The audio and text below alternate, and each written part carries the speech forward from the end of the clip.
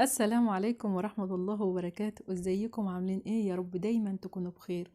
النهاردة هنعمل مع بعض عصير التمر هندي الطبيعي من هنا ورايح. مش هنشتري البودرة بتاعته تاني من بره، هنعمله بايدينا طبيعي جدا، وهنعرف احنا هنعمله ازاي. معايا هنا قالب من التمر. هتروحي عند اي عطار هتقوله انا عايزة قالب تمر طبيعي، هتلاقيه عنده على طول. التمر كده زي ما انت شايفة كده. هنقطعه دلوقتي وهنحطه زي ما هو كده بقشره بكل حاجة فيه.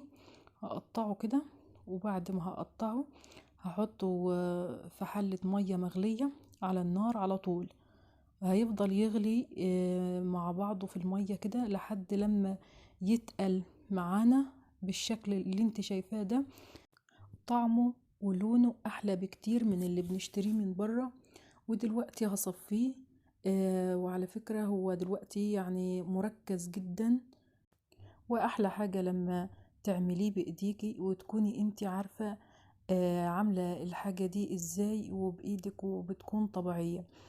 اللي بنشتريه من بره بيكون كله عبارة عن مواد حافظة والوان وحاجات كتيرة قوي. تلاقي مثلا الاطفال بيشتروه، تلاقي حوالين بقهم اسود ولسانهم اسود.